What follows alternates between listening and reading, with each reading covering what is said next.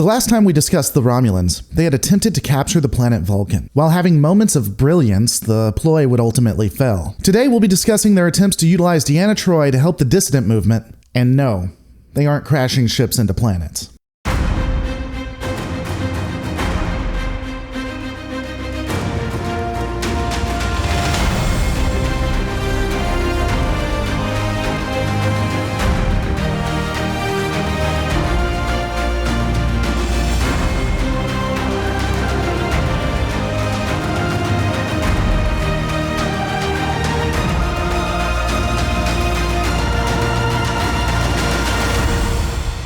In the TNG episode, Face of the Enemy, Counselor Deanna Troi is kidnapped and altered to look Romulan. She is planted by an internal element of the Romulan dissident movement as a Tal Shiar agent, the original agent being killed by the dissident movement themselves. This episode provides a very interesting look into the internal Romulan workings, at least during the TNG era.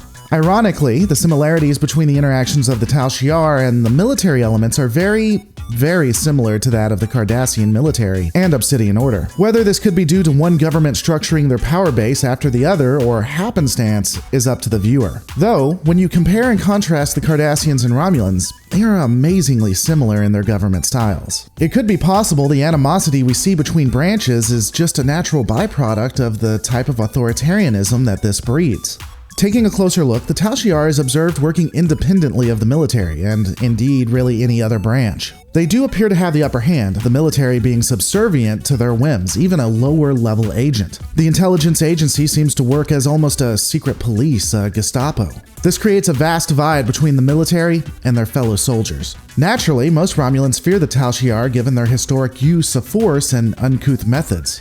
Looking back at the episode, Deanna Troi is captured, as we've discussed, her body altered and replaces an actual Romulan Tal Shiar agent. This would all be orchestrated by Spock so that she could get the Romulan Vice Pro Council back to the Federation to support the dissident movement and create a sort of underground railroad. I've historically discussed how the populace of the Romulans yearn to better know their Vulcan brothers and sisters, how they've become tired of the constant attempts to start a war with the Federation. For the first time, we see actual cracks in the government itself. We have a high-ranking member wanting to stop the warmongering attitude. However, like when toppling most regimes, even the good guys will have to get their hands dirty to ensure change, including but not limited to murder, treason, and more. After establishing herself as an actual Tal Shiar agent, Deanna continues her ploy as they attempt to smuggle the officials. The conversation between the commander of the ship and Troi is intriguing. Again, it reinforces that the Tal Shiar works as some form of Gestapo. They drag out quote-unquote idealistic old men, in this case the father of the ship's captain, and just make them disappear.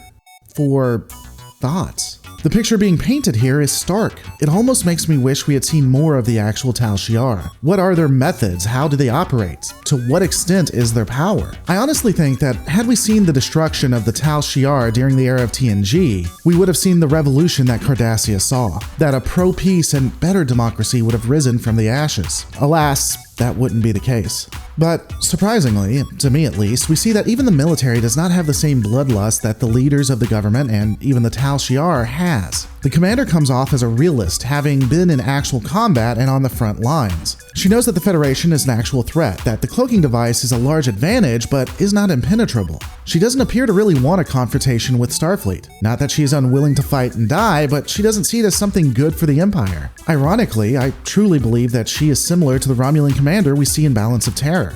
And I think it's wonderful writing to show that the military, even the military of an enemy, doesn't exactly want to destroy everything that you believe in. While it's not stated outright, I do think that even the commander believes that the aggressive stance of the Pro Council and others is an error, that she may, in fact, be a moderate. If the commander is a moderate, this event would change her, one way or the other. Remember, the dissident movement was able to smuggle on a traitor, someone who's not actually a part of the Tal Shiar. They are then able to get the Vice Pro Council onto a Federation ship. Under the commander's watch, a traitor, a very high-ranking traitor, escapes.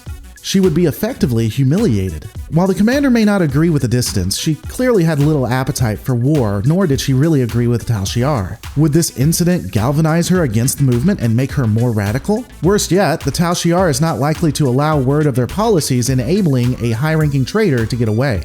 It's possible that she would likely be a scapegoat. Would she be killed and a more radicalized commander put in her place? Her execution would also be a strict warning against any commanders that feel how she did about the Tal Shiar, or that they shouldn't fight against the Federation. Elements in the military against an aggressive stance would be less likely to speak out after this. It's possible that this event, while opening up an underground railroad to allow people to escape, would ensure the military never truly stands against the Tal Shiar.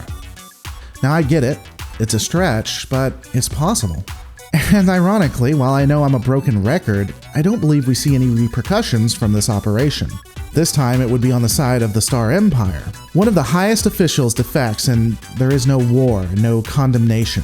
Though, this could also be indication that the Star Empire was actually a paper tiger. That they really couldn't fight the Federation and they knew it, and that war wasn't an option. But those are my thoughts. What are yours? Let me know in the comments below.